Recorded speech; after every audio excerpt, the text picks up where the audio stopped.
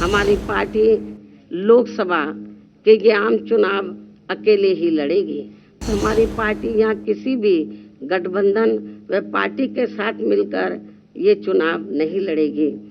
विपक्ष के इंडिया गठबंधन को लेकर जिस प्रकार से सपा मुखिया ने एक सोची समझी रणनीति के तहत बीएसपी के लोगों को गुमराह करने के उद्देश्य से बीएसपी प्रमुख के प्रति गिरगिट की तरह अपना रंग बदला है।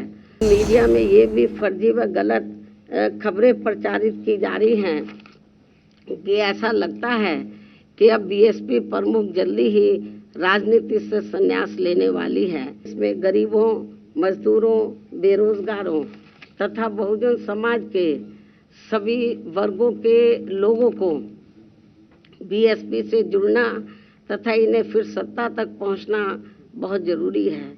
किंतु इन्हें यहाँ ये बात भी ज़रूर ध्यान में रखकर चलना होगा कि ये लोग अपने इस मकसद में कामयाब ना हो सके तो उसके लिए यहाँ सभी विरोधी पार्टियाँ अंदर अंदर एक होकर व किस्म किस्म के साम दाम दंड भेद आदि अनेकों हथकंडे इस्तेमाल करके इन्हें हमेशा सत्ता से दूर बनाए रखना चाहती हैं, जिनसे इन्हें हर स्तर पर सावधान रहना होगा तथा गुमराह भी नहीं होना है।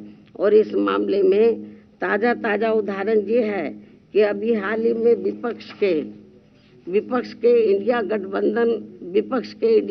गठबंधन को लेकर जिस प्रकार से सपा मुखिया ने एक सोची समझी रणनीति के तहत बीएसपी के लोगों को गुमराह करने के उद्देश्य से कुछ ही घंटों के अंदर बीएसपी प्रमुख के प्रति गिरगिट की तरह अपना रंग बदला है, तो उससे भी पार्टी के लोगों को जरूर सावधान रहना है।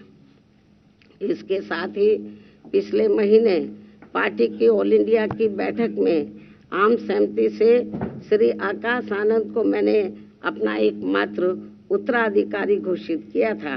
तो उसके बाद से बीच में अब मीडिया में ये भी फर्जी व गलत खबरें प्रचारित की जा रही हैं कि ऐसा लगता है कि अब बीएसपी प्रमुख जल्दी ही राजनीति से संन्यास लेने वाली है, जिसमें रत्ती भर भी सच्चाई नहीं है। जबकि मेरी जिंदगी का आखिरी सांस भी पार्टी को मजबूत बनाने में ही लगा रहेगा। इस किस्म की फर्जी व गलत खबरों से भी पार्टी के लोगों को गुमराह नहीं होना है। और अब तो चुनावों में ईवीएम में अधिकांश धांधली व गड़बड़ी किए जाने की मिल रही खबरों से भी बीएसपी के लोग भी काफ़ी ज़्यादा दुखी व चिंतित भी हैं। हालांकि ऐसी स्थिति में ये व्यवस्था बाहरी देशों की तरह कभी भी यहाँ ख़त्म हो सकती है। ऐसे में अपनी पूरी ऊर्जा से पार्टी को मजबूत बनाने में लगे रहना है। अपनी पार्टी के लोगों को ऐसे में अपनी पूरी ऊर्जा से पार्टी को मजबूत बनाने में लगे रहना है। और यदि पार्टी के लोग इन सभी हालातों का मुकाबला करके अपनी पूरी ईमानदारी व निष्ठा से आगे बढ़ने की पहल करते हैं तो फिर हमारी पार्टी जरूर आगे बढ़ेगी।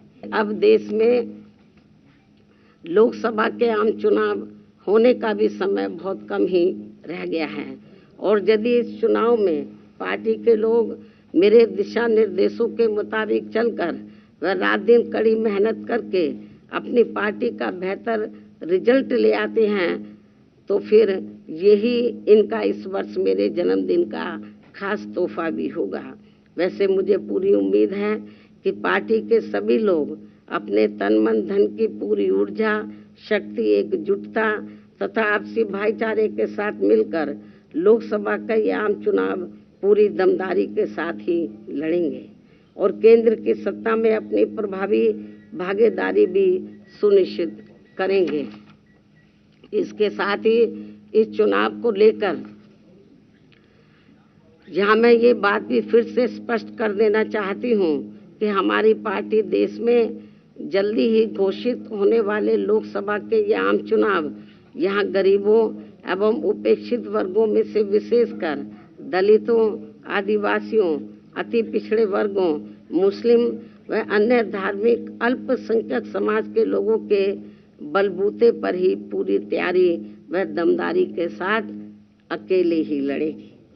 और इन्हीं के बलबूते पर ही हमने सन 2007 में यहाँ आबादी के हिसाब से देश के सबसे बड़े प्रदेश उत्तर प्रदेश में अकेले ही चुनाव लड़कर फिर अपनी पार्टी की पूर्ण बहुमत की सरकार भी बनाई थी। इसलिए अपने इस अनुभव को भी खास ध्यान में रखकर हमारी पार्टी लोकसभा के ये आम चुनाव अकेले ही लड़ेगी तथा देश की जातिवादी, पूंजीवादी, संकीर्ण व सांप्रदायिक सोच रखने वाली सभी विरोधी पार्टियों से अपनी दूरी बना के रखेगी। अर्थात हमारी पार्टी यहाँ किसी भी गठबंधन व पार्टी के साथ मिलकर ये चुनाव नहीं लड़ेगी।